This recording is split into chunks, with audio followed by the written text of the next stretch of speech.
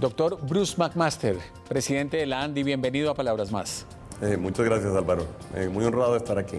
Bueno, es un placer tenerlo acá, doctor Bruce, para hablar de esta asamblea de la ANDI que tiene tantos temas importantes para el país, sobre los cuales hay mucho interés.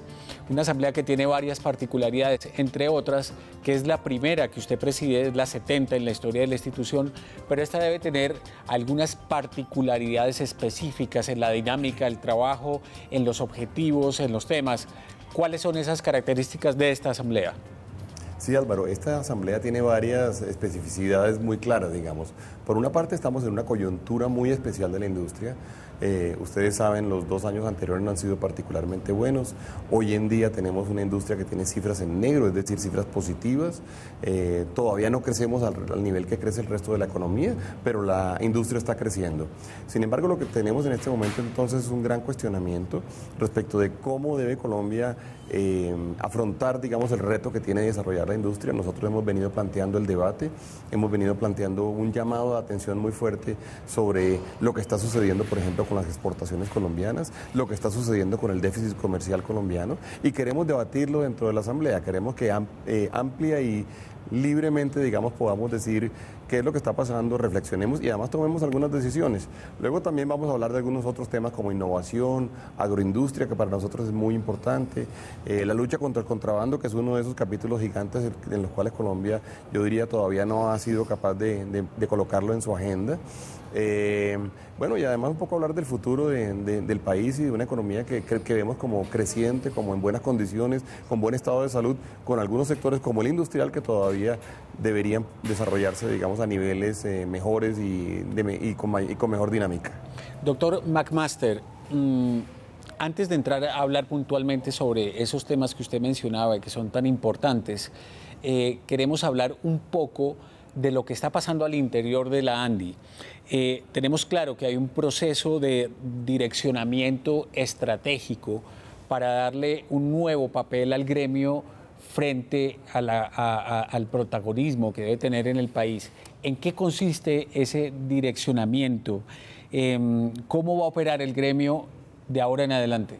Bueno, sí, una de las primeras cosas que yo tuve la oportunidad de liderar cuando yo llegué fue un proceso de conversación con los afiliados donde les preguntamos a ellos qué era lo que ellos esperaban de la ANDI, qué era lo que ellos querían de la ANDI, dado, digamos, dada la nueva realidad de este país, la nueva realidad de la economía, la nueva realidad del mundo, qué esperaban de un gremio.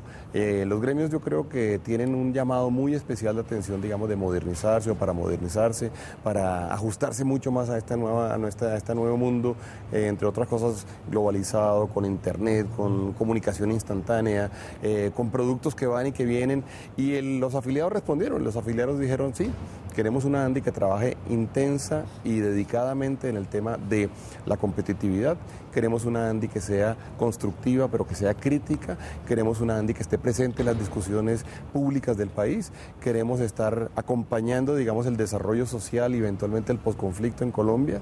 Lo cierto es que nos impusieron una buena cantidad de tareas nuevas que además asumimos con gran alegría y además con gran interés. Yo creo que los gremios, al igual que todas las instituciones, tienen la obligación de repensarse de vez en cuando. La ANDI particularmente tiene 70 años, pues qué mejor posibilidad de repensarse y de redefinirse que justamente este cumpleaños o esta fecha tan importante, digamos, de más de un gremio que ya tiene, digamos, bastantes décadas operando en Colombia. Usted nos decía, doctor Bruce, hace algunos minutos que la industria ha empezado a recuperarse, que los números están en negro. Esta es una recuperación después de un largo tiempo en la que viene teniendo problemas. ¿Es una recuperación que usted ve estable? ¿Cree que va por buen camino? ¿Cree que se va a consolidar? ¿Qué hace falta para que se consolide? Sí, Álvaro, la veo como una recuperación definitivamente estable, la veo con muy buenos ojos. No la vemos todavía, digamos, con gran satisfacción en el sentido de que todavía los niveles no son los niveles del resto de la economía. Usted está viendo que la economía inclusive creció en el primer trimestre por encima del 6%, la industria pues a duras penas estuvo por encima del 3%. Uno en realidad se debería imaginar un sector industrial pujante, dinámico, siendo líder en el país, y para eso en realidad tenemos todavía que hacer muchas cosas. ¿Qué se debería hacer? Me pregunta usted. Yo diría que tenemos que avanzar en la agenda de competitividad. Colombia fue muy agresiva, digamos, abriéndose desde el punto de vista comercial a los mercados internacionales. Hoy en día le llegamos a más de 1.5 billones de consumidores, le llegamos al 70% de las economías del globo, pero también los productores de esos países nos llegan, y nos llegan con agresividad, nos llegan con competitividad, nos llegan dinámicos. Y fíjense lo que pasa con la balanza comercial. Colombia está teniendo en este momento una balanza comercial negativa. El dato no es bueno, estamos en este momento por debajo de 1.5 billones de dólares. Es decir, las exportaciones contra las importaciones son menores en 1.5 billones de dólares. Alguna razón existe para eso, y muy probablemente todo lo que hay que hacer en este momento en términos, por ejemplo, de infraestructura, de logística, de justicia, de trámites, de licencias ambientales. Hay muchísimas cosas. La ANDI ha venido trabajando 100 frentes, alrededor de 100 frentes, digamos, para el aumento de la competitividad, y esa es un poco la tarea que nos ha puesto el grupo de afiliados de la entidad, de la asociación. ¿Cuáles son, a su juicio, los 3 aspectos más importantes que golpean la economía colombiana, específicamente en el tema de la balanza comercial? Álvaro, digamos que algunos tienen que ver con competitividad, digamos, directa, y otros no tanto, pero si usted me pregunta por 3, yo le diría, por un lado, el tema de infraestructura y logística, que es definitivamente muy pesado, digamos, al momento de sacar cifras. Por otro lado, la tasa de cambio. Evidentemente, Colombia tuvo una tasa de cambio casi en 3.000 pesos. Hoy en día tenemos una tasa de cambio que está en los buenos días cerca de 1.900 pesos. Eso, evidentemente, desde el punto de vista de competitividad es muy fuerte. Y por otro lado, el contrabando. El contrabando es realmente el gran lastre económico que tiene nuestro país. Nosotros hemos conocido cifras hace poco en donde se estima que el contrabando pueden ser más de 6 billones de dólares anuales, es decir, cerca de 12 billones de pesos anuales. Eso significa que una cantidad de productos están llegando sin pagar impuestos, sin pagar salarios, sin pagar prestaciones sociales, sin pagar ICA, sin pagar IVA, y esos productos son los que con los cuales tiene que competir nuestra industria. Ese es un reto inmenso, y eso evidentemente es muy difícil de superar. Yo diría que esos son los 3 grandes retos que tenemos por delante, y los 3 grandes obstáculos que tiene y que ha tenido la industria para crecer mejor y para la competitividad. Doctor Bruce, ¿qué espera la ANDI que se incluya en el plan de desarrollo para el próximo cuatrenio? ¿Qué mensaje envían ustedes al gobierno en ese sentido? Nosotros hemos pedido que exista un capítulo específico que hable de política industrial. ¿Cómo vemos la política industrial? No la vemos, digamos, como un ejercicio proteccionista. Alguna gente se asusta y dice, bueno, vamos a volver a los años 70 o a los años 80. No, nosotros no estamos hablando de eso. Estamos hablando de política industrial como esa política pública que busca que la industria crezca, que sea competitiva, que genere ingresos, que genere empleos, que genere impuestos, que genere prestaciones sociales, que sea estratégicamente pensada, que sepamos como cuáles sectores son los sectores en los cuales debemos trabajar, hacer más énfasis, incluso cuáles tenemos que incentivar, como por ejemplo la innovación y el desarrollo y la investigación. En realidad, como que el país se ponga en la tarea de pensar su industria, pues siendo como es el principal motor de desarrollo del país, de pensar su industria como ese gran jalonador y tomar las decisiones correctas.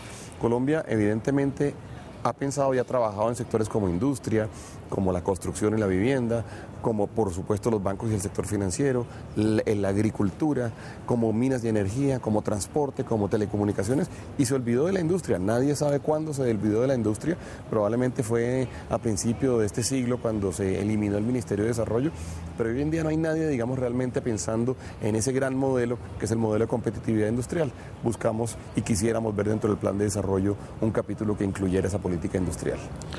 Doctor Bruce, cuando usted habla de política industrial, ¿tiene algo que ver eso con la idea de la creación de un ministerio para la industria, que a ustedes les ha gustado mucho esa idea, separarlo de comercio y hacer un ministerio para la industria? ¿Qué efecto positivo tendría un ministerio exclusivamente para la industria en Colombia? Bueno, esa es la pregunta, digamos, como consecuente luego de la solicitud de una política industrial. ¿Quién la ejecuta? ¿Quién la piensa? ¿Quién le da seguimiento? ¿Quién de alguna forma la dinamiza? Y un poco lo que nosotros hemos dicho es que Colombia necesita en este momento aumentar el énfasis en el tema industrial y quizá disminuir el énfasis en el tema de apertura comercial. Esa tarea ya se hizo. Colombia lleva más de 20 años abriéndose al mundo, tiene los resultados que yo acabo de mencionar, ya casi que no quedan países a los cuales abrirnos, queda China y por supuesto pues nosotros no estaríamos de acuerdo en que hubiera un TLC con China, quedaría digamos algunos países africanos en donde sería interesante pensarlo, pero lo cierto es que no se necesita probablemente un aparato institucional tan grande como ha existido hasta ahora para trabajar el comercio internacional, sí lo necesita la industria. Entonces lo que nosotros estamos proponiendo es que se piense un poco en aumentar significativamente el esfuerzo en la política industrial, en el desarrollo industrial del país y que se baje un poco, digamos, el énfasis que hasta ahora se ha hecho en la política comercial o la política de apertura comercial. ¿Qué eco ha tenido esta idea del Ministerio de Industria en el Gobierno Nacional? ¿Qué información tiene usted al respecto? Bueno, yo no he vuelto a hablar con el presidente sobre este tema en particular. Él en la campaña, digamos, mencionó la posibilidad de que el Ministerio de Comercio se transformara completamente en un Ministerio de Industria y que tuviera probablemente como una de sus responsabilidades el comercio exterior, que además sería muy consistente en pensar que uno tiene que tener una política industrial que de alguna forma sea la que sirva de base o la que utilice o haga uso, digamos, del comercio exterior y no al revés. Entonces, si de alguna forma el presidente pues desarrollar esa idea que planteó durante la campaña, seguramente vamos por muy buen camino en imaginarnos un ministerio que esté a cargo de la política industrial. Yo le repito, no he tenido conversaciones últimamente con él sobre este tema, pero yo esperaría que pronto pudiéramos hacerlo. Usted es muy cercano al presidente Juan Manuel Santos, de hecho fue un funcionario muy importante dentro de su gobierno. ¿Usted cree que la ANDI sigue siendo ese gremio independiente que en algún momento, incluso durante su historia de estos 70 años que se están conmemorando, se ha podido enfrentar a los gobiernos y llevar la vocería enérgica del gremio frente a sus intereses, frente al Estado? ¿Usted se siente tranquilo en ese sentido? Sí, Álvaro, porque es que en realidad yo diría que uno tiene que separar, digamos, como los papeles. La ANDI evidentemente en ningún sector es la oposición al gobierno. La ANDI es el representante de un grupo de personas que se unen para tener una vocería y para desarrollar unos proyectos en particular. Eso lo ha venido desarrollando la ANDI.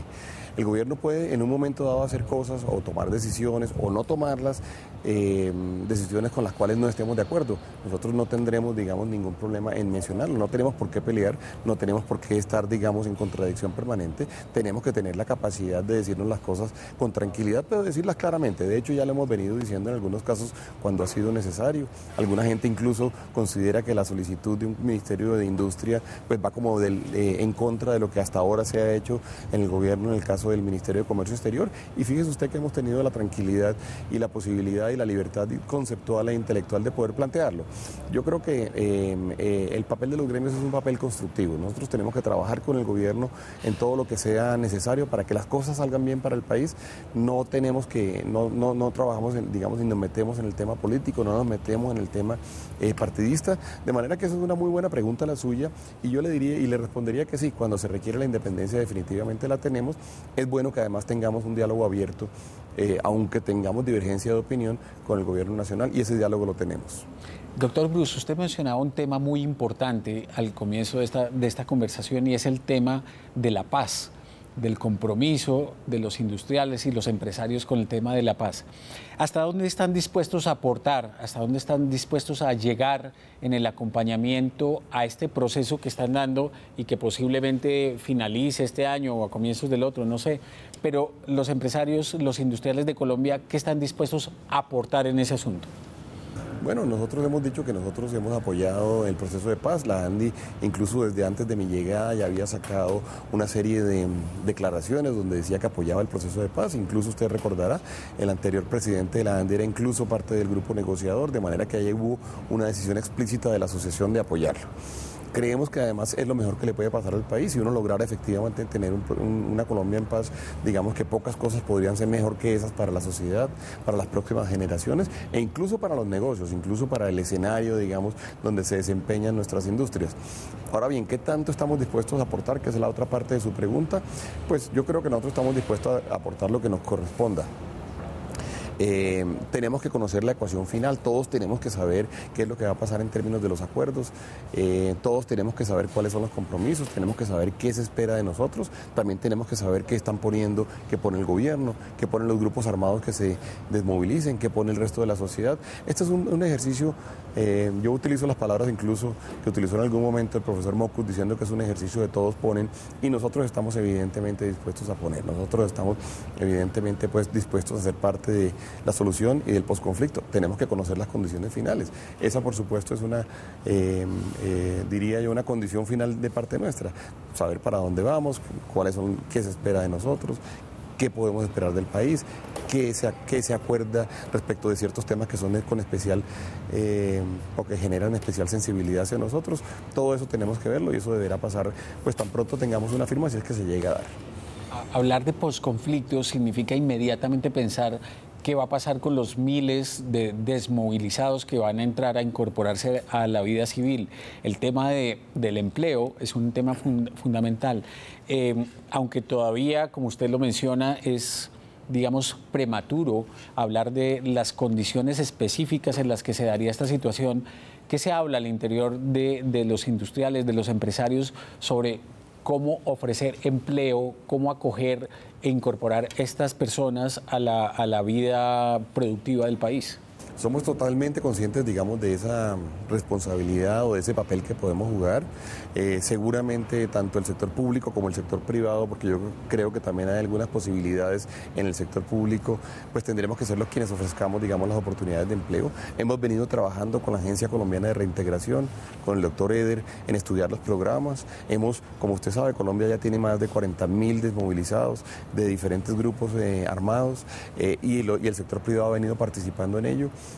Evidentemente todo esto pasa por un proceso de aceptación, de reconciliación, pero también de adaptación de las capacidades, del talento, de la educación y creemos que hay que dárselo, digamos, a las personas que eventualmente se desmovilicen. Entendemos, digamos, el papel que se espera de que juegue el sector privado en este sentido, entendemos esa responsabilidad y estamos dispuestos a trabajar mano a mano con el gobierno, mano a mano con la sociedad. Es una responsabilidad de todos, Álvaro. Si eso llega a suceder, todos tendremos que poner, la sociedad civil tendrá que poner, tendremos que ser capaces inclusive de aceptar cosas que no aceptamos hoy en día, porque si no, nunca vamos a ser capaces realmente de superar todo este periodo tan duro de más de 50 años de violencia en el país. El otro tema importante en la propuesta del presidente Santos tiene que ver con la educación. ¿Cómo vincular de una forma más importante a la empresa privada en los proyectos educativos del país? ¿Ustedes ya tienen ese tema en foco o todavía no? Claro, y debo confesar que inclusive cuando uno conversa con los industriales después de la posesión del 7 de agosto, casi que la parte que más sensibilidad generó dentro de los industriales en términos de ese discurso fue la parte de la educación. Evidentemente ahí está el futuro de nuestro país. Esa es una tarea que todavía Colombia no ha cometido con el suficiente énfasis. Tenemos que dar una muy buena educación de calidad, y esto quiero repetirlo 2 o 3 veces, de calidad para nuestros niños, para nuestros jóvenes. De eso dependerá que ellos puedan realmente tener las capacidades de generar vidas más equitativas, que tengamos una sociedad más igualitaria. Tenemos que trabajar también en que ellos puedan ser técnicos profesionales, es decir, cualquiera de las dos de acuerdo con su preferencia. Nosotros creemos que en la educación esa inversión es una inversión que es muy rentable en todos los sentidos. Salud y educación, no tenga usted la menor duda, tienen que ser las prioridades de una sociedad como la sociedad colombiana. Los empresarios han venido haciendo algunos esfuerzos, existen entidades como Empresarios por la Educación o existen entidades que han venido trabajando con becas, con productos, con proyectos grandes. De hecho, yo he trabajado por muchos años, por ejemplo, con Pies Descalzos, en donde tenemos hoy más de 16.000 niños con los cuales estamos trabajando, pero eso por supuesto no es suficiente. Ese tiene que ser el gran reto de Colombia, sí señor. ¿Cómo funciona a su juicio esa ecuación educación, ciencia, tecnología, productividad de un país? Bueno, esa es una ecuación que también vale la pena analizar en Colombia. Yo he venido insistiendo en que en el caso de ciencia, tecnología e innovación, incluso con los recursos de las regalías, tenemos que hacer un esfuerzo importante para que eso se refleje en productividad. Si usted ve, nos encontramos con que Colombia cada vez tiene más doctores, que Colombia cada vez tiene más gente con posgrado. Pero de alguna forma estamos haciendo demasiada ciencia pura y muy poca ciencia aplicada.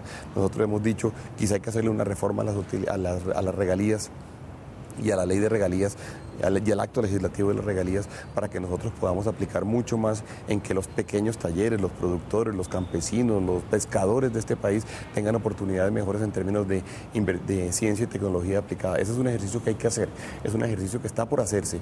Colombia, esa reflexión todavía no la ha terminado de hacer.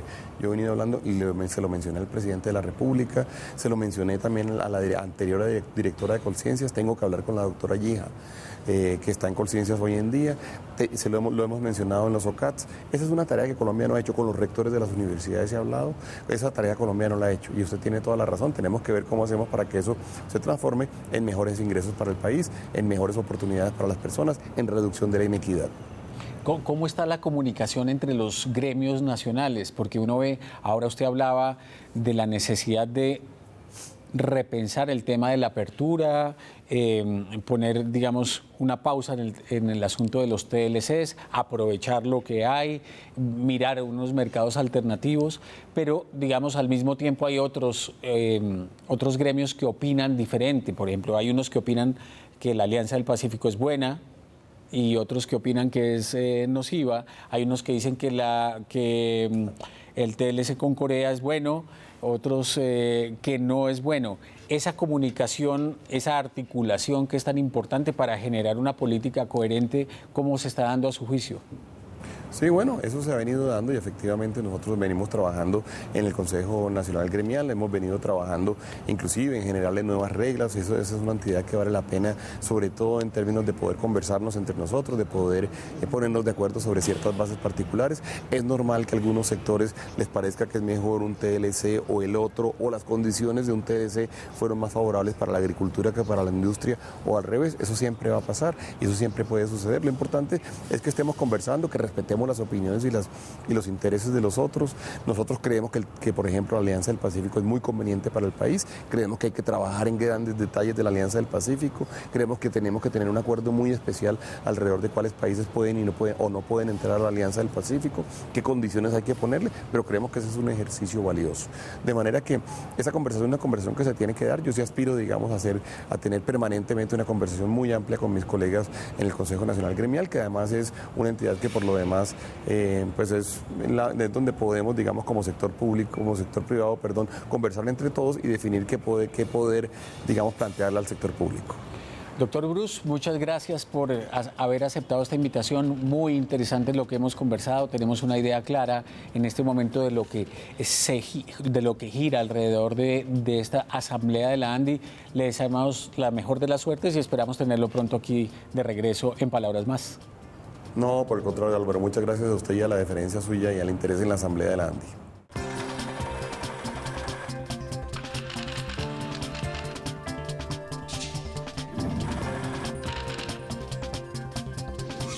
Palabras Más con Álvaro García.